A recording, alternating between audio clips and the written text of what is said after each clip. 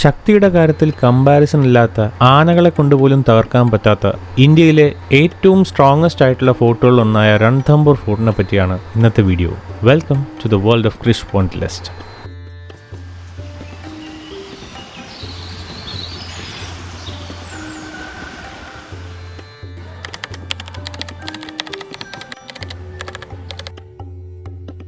നമ്മളിപ്പോൾ നിൽക്കുന്നത് രൺഥംബോർ ഫോർട്ടിൻ്റെ മുന്നിലാണ്. രാജസ്ഥാനിലെ സവായി മാധോപൂർ ഡിസ്ട്രിക്റ്റിലുള്ള രൺഥംബോർ നാഷണൽ പാർക്കിനകത്താണ് രൺഥംബോർ ഫോർട്ട് സ്ഥിതി ചെയ്യുന്നത്. ഇന്ത്യയിലെ തന്നെ ഏറ്റവും സ്ട്രോങ്ങസ്റ്റ് ആയിട്ടുള്ള ഫോർട്ടുകളിൽ ഒന്നാണ് Ranthambore fort. UNESCO world heritage സൈറ്റായിട്ട് പ്രഖ്യാപിച്ചിട്ടുള്ള ഈ ഒരു ഫോർട്ട് നിർമ്മിച്ചത് 5th സെഞ്ച്വറി AD മഹാരാജ ജയന്താണ്. പല ഡൈനാസ്റ്റിയിലുള്ള രാജാക്കന്മാർ മാറി മാറി ഭരിച്ച ഈ ഫോർട്ടിന് ഹിസ്റ്റോറിക്കലി വളരെയധികം ഇമ്പോർട്ടൻസ് ഉണ്ട്. ഈ ഒരു ഫോർട്ടിൻ്റെ ആർക്കിടെക്ചറും വളരെയധികം ഫേമസ് ആണ്. ഓരോ അടിയും നമസ്കരിച്ച് ഇവർ കയറി പോകുന്നത് ഇതിൻ്റെ മുകളിലുള്ള ഗണപതി ക്ഷേത്രത്തിലേക്കാണ്. ഏൻഷ്യൻ്റ് ആർക്കിടെക്ചറിലും ഹിസ്റ്ററിയിലും താല്പര്യമുള്ളതുകൊണ്ട് ഞാൻ ഇവിടെ നിന്നൊരു ഗൈഡിനെയും കൂട്ടിയാണ് ഫോർട്ട് കാണാനായിട്ട് പോകുന്നത്. കാശ് കൊടുക്കേണ്ടി വരും, പക്ഷേ നല്ലൊരു ഗൈഡിനെ കിട്ടിയാൽ നമ്മളുടെ ആ ഒരു സ്ഥലത്തെ എക്സ്പീരിയൻസ് തന്നെ വേറെ ആയിരിക്കും. എന്താണ് നമ്മൾ കാണുന്നതെന്ന് അറിഞ്ഞ് കാണുന്നതല്ലേ എപ്പോഴും നല്ലത്. ഭാവിയിൽ എപ്പോഴെങ്കിലും നിങ്ങൾ ഈ ഫോർട്ടിലേക്ക് പോകുന്നുണ്ടെങ്കിൽ ഗൈഡിനെ കിട്ടിയില്ലെങ്കിലും ഈ വീഡിയോ കണ്ടിട്ട് പോയാൽ മതി, എല്ലാ കാര്യങ്ങളും മനസ്സിലാവും.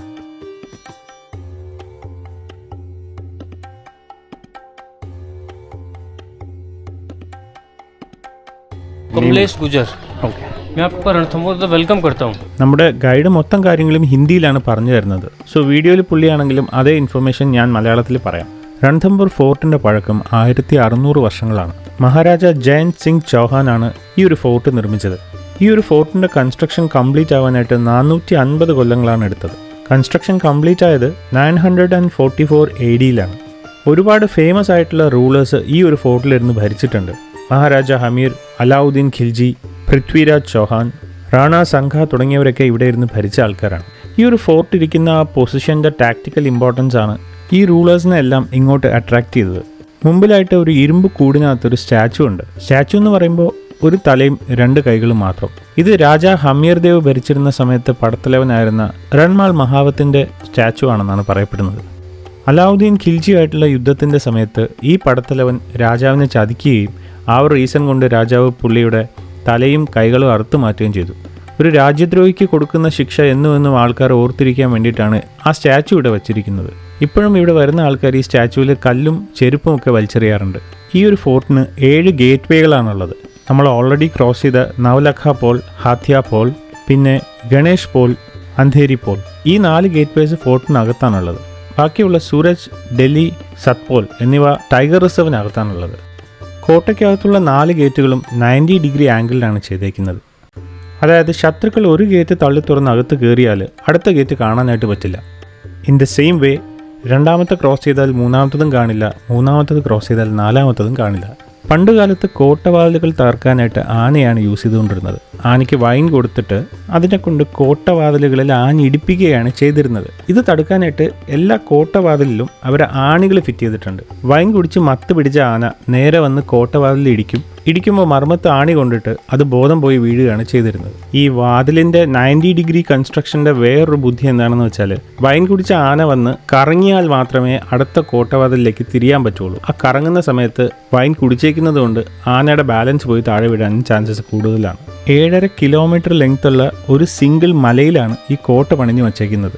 ഇത്രയും ഹൈറ്റിലുള്ള പൊസിഷനിങ് കാരണം യുദ്ധം വരുന്ന സമയത്ത് ഒരു പടയാളിക്ക് തന്നെ ശത്രുസേനയുടെ ഒരുപാട് പടയാളികളെ ആക്രമിക്കാനുള്ള ഒരു ടാക്ടിക്കൽ അഡ്വാൻറ്റേജ് ഇവിടെ നിന്ന് കിട്ടിയിരുന്നു. പണ്ട് തിളച്ച വെള്ളവും എണ്ണയൊക്കെയാണ് പടയാളികളുടെ മുകളിലേക്ക് മേളിൽ നിന്ന് കോരി ഒഴിച്ചുകൊണ്ടിരുന്നത്. നേരെ കാണുന്നത് ഗണേഷ് പോൾ ഗേറ്റിലേക്കുള്ള വഴിയാണ്. പക്ഷെ അങ്ങനെ ഒരു ഗേറ്റ് അവിടെ ഉള്ളതായിട്ട് അറിയാൻ പറ്റില്ല. ശത്രുക്കളെ പറ്റിക്കാനുള്ള വേറൊരു മാർഗം. ഒബ്വിയസ്ലി ഇത് ഇന്ത്യയിലെ സ്ട്രോങ്ങസ്റ്റ് ആയിട്ടുള്ള ഫോർട്ടുകളിൽ ഒന്നായിട്ട് മാറി. ഇവിടെ നിൽക്കുമ്പോൾ രൺഥംബോർ നാഷണൽ പാർക്കിൻ്റെ നല്ലൊരു വ്യൂ നമുക്ക് കിട്ടും. വേനൽ സമയത്ത് ടൈഗേഴ്സ് എല്ലാം വെള്ളം കുടിക്കാൻ വരുന്നത് ഇവിടെ നിന്നാൽ തന്നെ കാണാമെന്നാണ് ഗൈഡ് പറഞ്ഞത്. ഈ ചെറിയ മണ്ഡപം പോലെ കാണുന്ന കൺസ്ട്രക്ഷൻസ് എല്ലാം പണ്ട് സിഗ്നൽസ് കൈമാറാനായിട്ട് യൂസ് ചെയ്തിരുന്നതാണ്. അതിനായിട്ട് പല നിറത്തിലുള്ള കൊടികളാണ് അവർ യൂസ് ചെയ്തിരുന്നത്. ടൈഗർ സഫാരിയിൽ സോൺ നമ്പർ 3 രാജ്ബാഗും പദംലേക്കും ഈ ഒരു ഫോർട്ടിൻ്റെ പാർട്ടാണ്. पहले के जैसे गेटों को एलिफेंट द्वारा वाइन पिला के हर गेटों को टच कराते तोड़ने के लिए. तो अगर वहाँ से सीधा एलिफेंट गेट को तोड़ने के लिए यहाँ पर आएगा, इधर घूमेगा तो उसका पूरा पावर खत्म हो जाएगा. सीधा गेट को तोड़ेगा तो हर गेट के अंदर आयरन ये एलिफेंट के सिर में घुस दो, बेहोश हो जाएगा. तो आपने वाइन नहीं बोला ना? വൈൻ പിലാക്കെ കോട്ടയ്ക്കകത്തേക്ക് പോകാനുള്ള ഒരു രഹസ്യം അറിയാണത്. പക്ഷേ ഇപ്പോൾ ക്ലോസ്ഡ് ആണ്.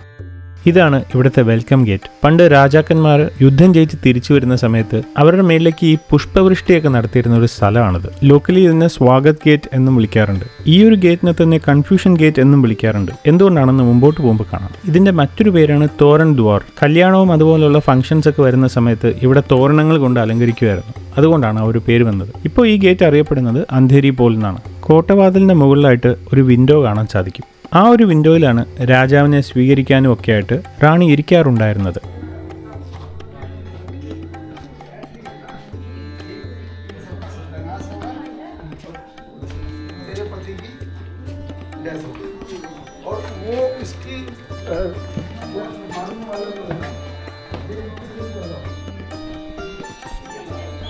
ഇവിടെ പണ്ടൊരു സിംഗിൾ ഗേറ്റ് ഉണ്ടായിരുന്നു. ഇതൊരു ഡ്യുവൽ പർപ്പസ് ഗേറ്റ് ആയിരുന്നു. ഇതിന് മുന്നേ ഉള്ള കോട്ടവാതിലൊക്കെ തകർത്ത് മേളിലേക്ക് വരുന്ന ശത്രുക്കൾ നേരെ വന്നിട്ട് ഈ ഒരു ഗേറ്റ് തള്ളി തുറക്കുകയാണ് ചെയ്യുന്നത്. തുറക്കുന്ന സമയത്ത് അത് റൈറ്റിലേക്ക് അടയും. അടഞ്ഞു കഴിയുമ്പോൾ റൈറ്റിലേക്കുള്ള ആക്ച്വൽ വഴി മറഞ്ഞു നിൽക്കുകയും സ്ട്രെയിറ്റ് ഒരു കൺഫ്യൂഷൻ ഉണ്ടാക്കാനായിട്ട് ഉണ്ടാക്കി വെച്ചേക്കുന്ന ഗേറ്റ് കാണുകയും ചെയ്യും. അപ്പോൾ ഒബ്വിയസ് ആയിട്ട് അവർ ആ ഗേറ്റിലേക്ക് മാർച്ച് ചെയ്യും. പക്ഷെ അവിടെ അഗാധമായിട്ടുള്ളൊരു കൊക്കയാണുള്ളത്. പുല്ലും മരങ്ങളൊക്കെ ആയിട്ട് ആ കൊക്ക ആക്ച്വലി മറഞ്ഞാണ് ഇരിക്കുന്നത്. അങ്ങനെ ഒരു ചതിക്കുഴി അവിടെ ഉള്ളതറിയാണ്ട് ശത്രുക്കൾ നേരെ ആ കുഴിയിലേക്ക് പോയി വീഴും. അങ്ങനെയാണ് ഈ ഒരു ഗേറ്റ് കൺഫ്യൂഷൻ ഗേറ്റ് എന്നുള്ള രീതിയിൽ ഫേമസ് ആയത്. ഇതിന് അന്ധേരി പോൽ എന്ന് പേര് വരാനുള്ള റീസൺ ഈ ഒരു ഇരുട്ടാണ്. നല്ല കടുത്ത സമ്മറിലും ഇവിടെ എപ്പോഴും ഈ ഒരു ഇരുട്ടും തണുപ്പും ഉണ്ടാവും. പഴയകാല കൺസ്ട്രക്ഷൻ ആയതുകൊണ്ട് തന്നെ ഇവിടെ യൂസ് ചെയ്തേക്കുന്നത് മൊത്തം ലൈം സ്റ്റോൺ ആണ്. പൂശാനായിട്ട് ലൈം സ്റ്റോൺ പൗഡർ അഥവാ കുമ്മായമാണ് യൂസ് ചെയ്തേക്കുന്നത്. റൈറ്റ് സൈഡിലായിട്ട് കാണുന്നത് ഇവിടുത്തെ കാവൽക്കാർക്ക് താമസിക്കാനുള്ള സ്ഥലമാണ്.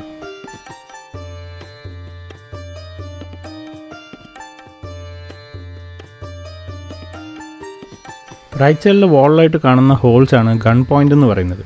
ഇതുവഴിയാണ് താഴെയുള്ള ശത്രുക്കളുടെ മേലിലേക്ക് എണ്ണയും തിളച്ച വെള്ളമൊക്കെ കോരി ഒഴിച്ചുകൊണ്ടിരുന്നത്.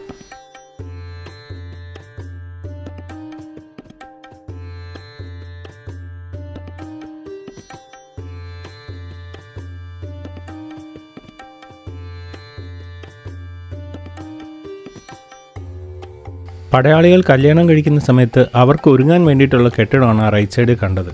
രാജസ്ഥാനിലെ ചൂടിൻ്റെ കാര്യം പറയണ്ടല്ലോ, ഇവിടെയും വലിയ വ്യത്യാസമൊന്നുമില്ല. മുകളിലേക്ക് വരുന്ന സമയത്ത് കുത്തനെ കയറ്റമായതുകൊണ്ട് ഉറപ്പായിട്ടും നമുക്ക് ദാഹിക്കും. അവിടെയായിട്ട് ഇതുപോലെ ആൾക്കാർ വെള്ളം വെച്ചിരിപ്പുണ്ട്. ഗൈഡ് വാങ്ങിച്ച് കുടിക്കുന്നത് കണ്ട് നമ്മളും വാങ്ങിച്ച് കുടിക്കാൻ നിന്ന് കഴിഞ്ഞാൽ ഒരു ചെറിയ ഗ്ലാസ്സിലെ വെള്ളത്തിന് നമുക്ക് 30 മുതൽ 50 രൂപ വരെ കൊടുക്കേണ്ടതായിട്ട് വരും. ഇതുവരെ നമ്മൾ വന്ന വഴിയിലും ഇനി അങ്ങോട്ടും ഒരുപാട് അമ്പലങ്ങളുണ്ട്. ഇതുകൂടാതെ ഒരു മോസ്കും ദർഗയും ജെയിൻ ടെമ്പിളും ഉണ്ട് ഇവിടെ. ഇവിടുത്തെ ത്രിനേത്ര ഗണേഷ്ജി ടെമ്പിൾ സന്ദർശിക്കാനായിട്ട് എല്ലാ വർഷവും ലക്ഷക്കണക്കിന് ആൾക്കാരാണ് വരുന്നത്. ഉച്ചയ്ക്ക് 1 മണിയോടുകൂടി ടെമ്പിൾ ക്ലോസ് ആവും. ഈ ഒരു ഫോർട്ടിന് വേണ്ടിയിട്ട് കിങ് ഹമീറും അലാവുദ്ദീൻ ഖിൽജിയായിട്ട് ഒരുപാട് യുദ്ധങ്ങൾ നടന്നിട്ടുണ്ട്. രാജാ ഹമീറിന്റെ ആർമിയിൽ 3 കമാൻഡേഴ്സ് ഉണ്ടായിരുന്നു. രൺമൽ മഹാവത്, രൺതീപാൽ, പിന്നെ സാമന്ത് ഭോജ്രാജ്. ഇവരോട് കിങ് ഹമീർ പറഞ്ഞിരുന്നത് നമ്മൾ രൺഥംബോറിൽ ജയിക്കുകയാണെന്നുണ്ടെങ്കിൽ ഓറഞ്ച് കളർ ഫ്ലാഗ് വീശി സിഗ്നൽ ചെയ്യണം എന്നാണ്. അഥവാ തോൽക്കുകയാണെന്നുണ്ടെങ്കിൽ ബ്ലാക്ക് കളറിൽ ഫ്ലാഗ് വീശാനും പറഞ്ഞിരുന്നു. അലാവുദ്ദീൻ ഖിൽജി യുദ്ധത്തിൽ ഏകദേശം തോൽക്കാറായ സമയത്ത് അദ്ദേഹത്തിൻ്റെ 2 കമാൻഡേഴ്സിനെ ബാറ്റിൽ ഗ്രൗണ്ടിൽ നിന്ന് ഈ കോട്ടയിലേക്ക് അയച്ചു. അവർ രാജാ ഹമീറിൻ്റെ കമാൻഡേഴ്സിനെ കണ്ടിട്ട് ഒരു പാക്റ്റ് ഉണ്ടാക്കി. രൺഥംബോർ ഫോർട്ട് കീഴടക്കാനായിട്ട് അലാവുദ്ദീൻ ഖിൽജിയെ സഹായിക്കുകയാണെന്നുണ്ടെങ്കിൽ അവരിൽ ഒരാളെ രാജാവാക്കാം എന്നുള്ളതായിരുന്നു ആ പാക്റ്റ്.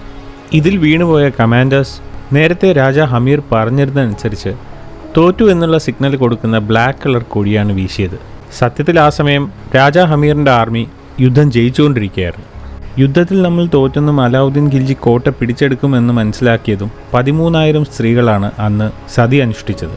അതായത് തീയിൽ ചാടി ആത്മഹത്യ ചെയ്തത്.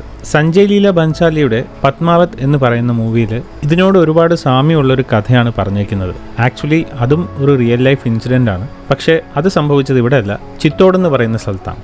യുദ്ധം ജയിച്ച് തിരിച്ചു വന്ന രാജാ ഹമീർ ആദ്യത്തെ ഗേറ്റ് സന്തോഷത്തോടു കൂടി കടന്നു വന്നെങ്കിലും രണ്ടാമത്തെ ഗേറ്റിലെത്തിയപ്പോൾ കാണുന്നത് സ്വന്തം ആർമിയുടെ കമാൻഡറായ രൺമൽ മഹാവത് കറുത്ത കൊടിയുമായിട്ട് അവിടെ നിൽക്കുന്നതാണ്. നീണ്ട ഒരു പോരാട്ടത്തിന് ശേഷം രൺമൽ മഹാവത്തിന്റെ തലയും കൈയും വെട്ടിയെടുത്തിട്ടാണ് രാജാ ഹമീർ വാശി തീർത്തത്. എന്നും അയാൾ ഒരു ചതിയനായിട്ട് അറിയപ്പെടണം എന്നുള്ളത് കൊണ്ടാണ് പുള്ളിയുടെ തലയും കൈയുമുള്ള സ്റ്റാച്ചു വെച്ചിട്ട് ആൾക്കാർ ഇപ്പോഴും അതിലെ ചെരുപ്പും കല്ലും എറിയുന്നത്. നൂറ്റാണ്ടുകൾ കഴിഞ്ഞിട്ടും രാജ്യദ്രോഹി എന്നുള്ളൊരു പേര് പുള്ളിക്ക് ഇപ്പോഴും നിലനിൽക്കുന്നുണ്ട്. കോട്ടയ്ക്ക് മുകളിലേക്ക് കയറി വന്ന രാജാവ് കാണുന്നത് കത്തിക്കരിഞ്ഞ ശവശരീരങ്ങളാണ്. രാജാ ഹമീറിന്റെ മകളുടെ പേര് പത്മാവതി എന്നായിരുന്നു. പത്മാവതി കല്യാണം കഴിക്കുന്നതിന് മുന്നെയാണ് ഈ സംഭവങ്ങളൊക്കെ നടക്കുന്നത്. ഹിന്ദു ധർമ്മം അനുസരിച്ച് കല്യാണം കഴിക്കാത്ത ഒരാൾ സതി അനുഷ്ഠിക്കുന്നത് പാപമായിട്ടാണ് കരുതിയിരുന്നത്. പക്ഷേ യുദ്ധം തോറ്റ് അലാവുദ്ദീൻ ഖിൽജിയുടെ അടിമയായി ജീവിക്കുന്നതിലും നല്ലത് മരിക്കുന്നതാണെന്ന് തീരുമാനിച്ച പത്മാവതി കോട്ടയ്ക്കകത്തുള്ള പദം ലേക്കിൽ മുങ്ങി ആത്മഹത്യ ചെയ്യുകയായിരുന്നു. 1509 മുതൽ ഈ കോട്ട ഭരിച്ചിരുന്നത് റാണ സംഖയാണ്. 1527 AD വരെ അത് നീണ്ടു.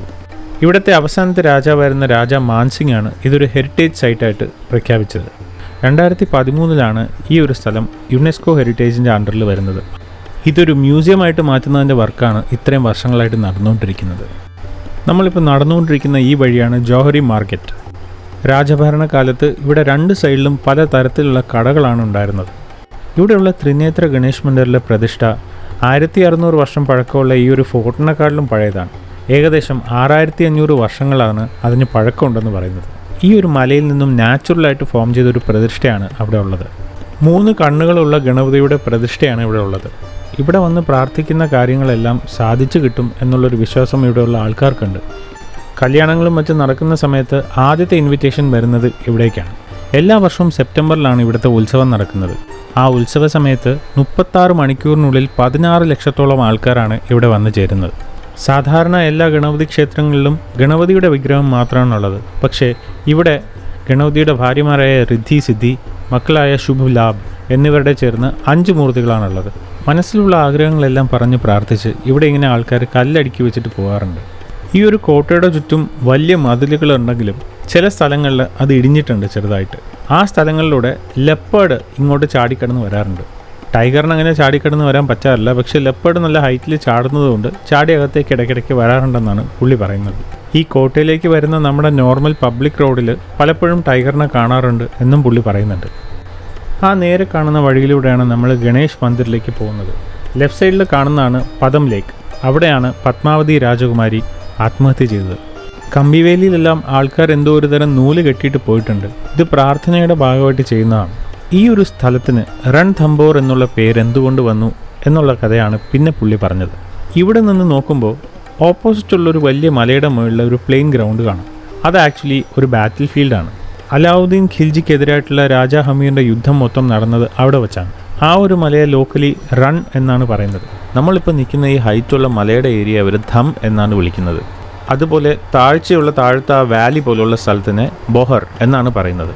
അപ്പോൾ ഈ ബാറ്റിൽ ഫീൽഡും ഈ മൗണ്ടൻ ഏരിയയും പിന്നെ വാലിയും കൂടെ ചേർന്ന് റൺ ധം ബൊഹർ എന്നുള്ള 3 വാക്കുകൾ ഒരുമിച്ച് ചേർത്തിട്ടാണ് രൺഥംബോർ എന്നുള്ള പേര് വന്നത്. ആക്ച്വലി ആദ്യം ഇതിൻ്റെ പേര് രൺഥംബോർ എന്നായിരുന്നില്ല. ആദ്യം ഈ ഫോർട്ടിൻ്റെ പേര് രൺഥംബോർഗഡ് കില എന്നായിരുന്നു. ഈ ഏരിയ ഒരു നാഷണൽ പാർക്ക് ആക്കുന്ന സമയത്താണ് രൺഥംബോർ എന്നുള്ള പേരിലേക്ക് മാറുന്നത്. നമ്മുടെ റൈറ്റ് സൈഡിലായിട്ട് കാണുന്ന ആ ചെറിയ മണ്ഡപം പോലത്തെ ബിൽഡിംഗ് ആക്ച്വലി ഹനുമാൻ ക്ഷേത്രമാണ്. അതുകൊണ്ട് തന്നെ ഈ ഒരു ക്ഷേത്രത്തിൻ്റെ ചുറ്റുവട്ടത്ത് ഒരുപാട് ലംഗൂർസിനെ കാണാൻ പറ്റും. ഇവിടെ വരുന്ന പിൽഗ്രിംസ് ഫുഡ് കൊടുക്കുന്നതാണ് അതിൻ്റെ മെയിൻ റീസൺ. ലെഫ്റ്റ് സൈഡിലായിട്ട് കാണുന്നത് അന്നപൂർണ ദേവി ക്ഷേത്രമാണ്. ഇതാണ് ഇവിടുത്തെ ഏറ്റവും ഫേമസ് ആയിട്ടുള്ള ത്രിനേത്ര ഗണപതി ക്ഷേത്രം. കടലമാവ് വെച്ചുള്ള ഒരു ഡ്രൈ ലഡുവാണ് ഇവിടെ പ്രസാദമായിട്ട് കൊടുക്കുന്നത്. നേരത്തെ നമ്മൾ ഈ വീഡിയോയിൽ കണ്ടതുപോലെ കിടന്ന് നമസ്കരിച്ച് വരുന്ന ഒരു നേർച്ചയുണ്ട് ഇവിടെ. അത് കിലോമീറ്ററുകളോളം അപ്പുറത്തുനിന്ന് വരെ ആൾക്കാർ അങ്ങനെ ചെയ്ത് വരാറുണ്ട്. കുടുംബസമേതമുള്ള 3 കണ്ണുള്ള ഗണപതിയുടെ പ്രതിഷ്ഠ എന്നുള്ളതാണ് ഇവിടുത്തെ ഏറ്റവും വലിയ സ്പെഷ്യാലിറ്റി. ഗ്രേ ലംഗൂർസ് അഥവാ ഹനുമാൻ കുരങ്ങിനെ നമുക്കിവിടെ ധാരാളമായിട്ട് കാണാൻ പറ്റും. പക്ഷേ സൗത്തിലും നോർത്തിലും കാണപ്പെടുന്ന ഗ്രേ ലംഗൂർസ് തമ്മിൽ പെട്ടെന്ന് തിരിച്ചറിയാൻ പറ്റുന്ന ഡിഫറൻസസ് ഉണ്ട്. അതിലെടുത്തു പറയേണ്ട ഒന്ന് അവരുടെ ബെല്ലി സൈഡിൽ വരുന്ന ഒരു യെല്ലോ ഷെയ്ഡാണ്. ഇവിടെ വരുന്ന പിൽഗ്രിംസിൻ്റെ കയ്യിൽ നിന്നും ആവശ്യത്തിന് ഫുഡ് കിട്ടുന്നതുകൊണ്ടും ആരും തങ്ങളെ ഉപദ്രവിക്കില്ല എന്ന് ഉറപ്പുള്ളതുകൊണ്ടും ഈ ഒരു ഏരിയയിൽ ഒരുപാട് ലംഗൂസിനെ കാണാനായിട്ട് പറ്റും. ഈ ഫോർട്ടിലേക്ക് വരുന്ന വഴി കുറച്ച് സ്റ്റീപ്പാണ്. സോ കഴുതകളെ വെച്ചിട്ടാണ് അവർ സാധനങ്ങളെല്ലാം ട്രാൻസ്പോർട്ട് ചെയ്യുന്നത്.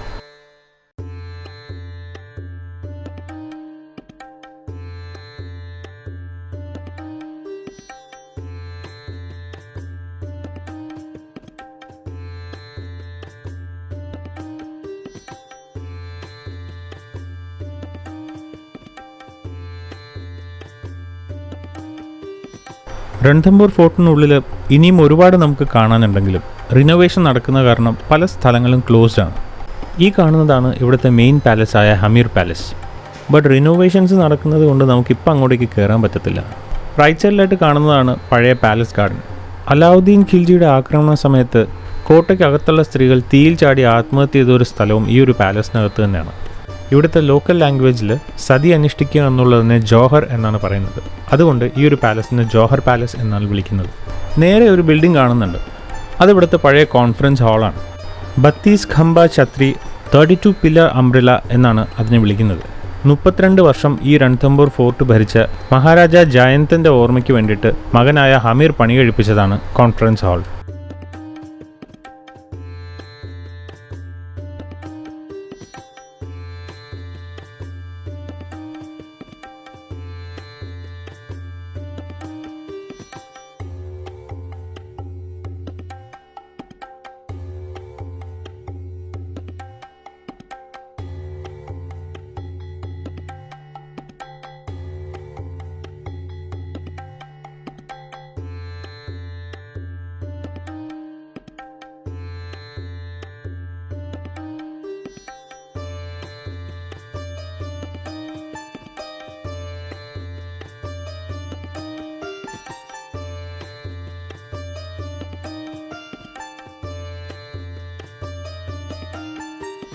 നേരെ കാണുന്നത് ഒരു ദർഗയാണ്. അതിനടുത്ത് തന്നെ കുറച്ച് കവറുകളുമുണ്ട്. ഈ ഒരു കോട്ട മുഗൾ സാമ്രാജ്യം പിടിച്ചെടുത്തതിന് ശേഷം കുറച്ചു കാലം ഭരിച്ചിരുന്നല്ലോ. ആ ഒരു സമയത്താണ് ഇതൊക്കെ നിർമ്മിക്കപ്പെട്ടത്. രൺതംബോർ ഫോർട്ടിനെ പറ്റിയുള്ള ഇന്നത്തെ വീഡിയോ നിങ്ങൾക്ക് എല്ലാവർക്കും ഇഷ്ടപ്പെട്ടെന്ന് വിചാരിക്കുന്നു. Please do like and share the video. Channel ഒന്ന് സബ്സ്ക്രൈബ് ചെയ്യുക. Your support means a lot to me. എൻ്റെ യാത്രകളിൽ ജോയിൻ ചെയ്യാൻ താല്പര്യമുണ്ടെങ്കിൽ പ്ലീസ് ലീവ് എ കമൻറ്റ്.